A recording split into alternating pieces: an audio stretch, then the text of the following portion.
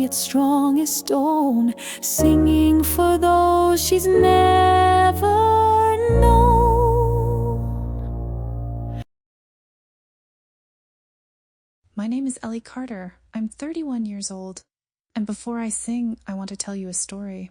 My story, I pause not for drama, but because part of me is still scared to say this out loud. I was 5 years old when my entire world disappeared. September 11th, 2001. My father had a business meeting at the World Trade Center. My mother and older brother decided to go along to the top just to see the city. They never came home. The air changes. The room goes completely still. I can see the judges' faces shift from curiosity to something deeper.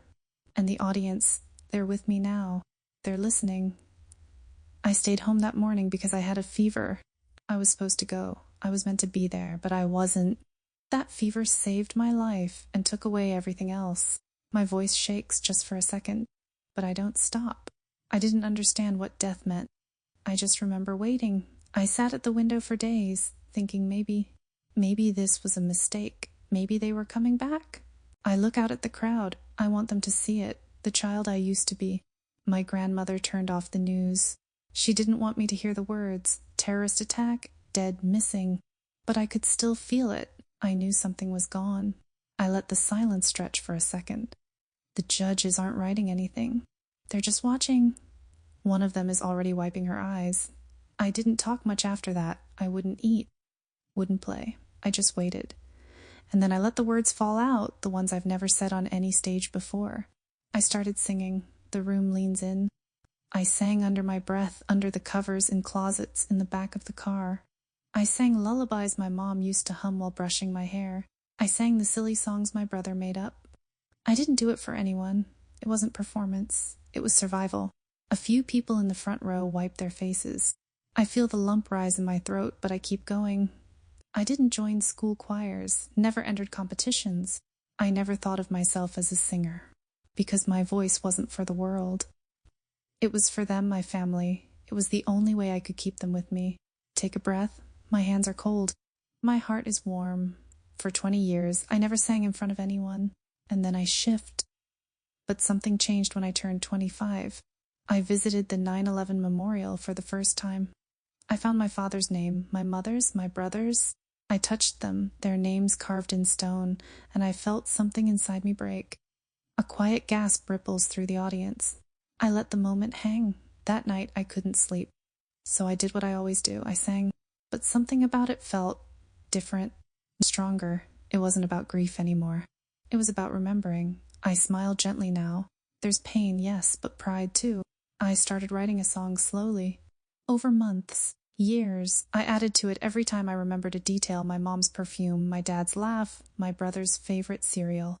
I glance at the judges again. They're locked in, no notes, no buzzers, just faces full of emotion.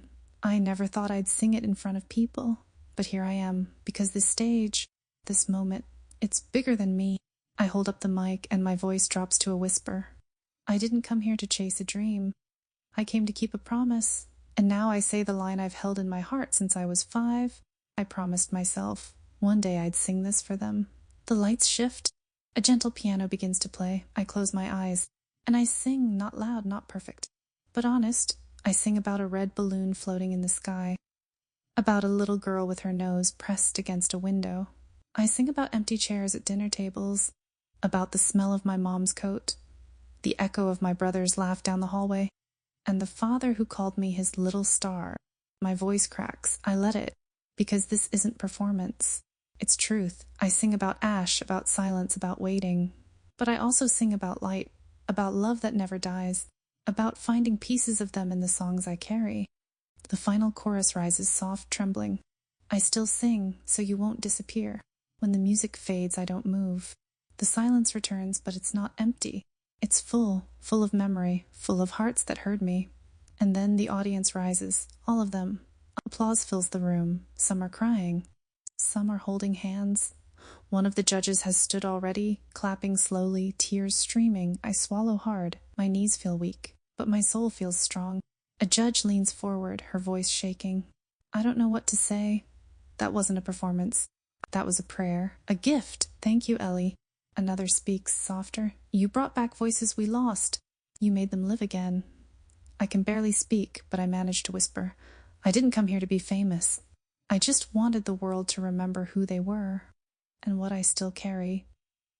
And in that moment, under the lights, surrounded by strangers who feel like family now, I know they're still with me, and they always will be as long as I sing. My name is Pole, and I stand before you not just as a soldier, but as a memory keeper. She watched the skies turn dark that day, heard the silence, felt the sway.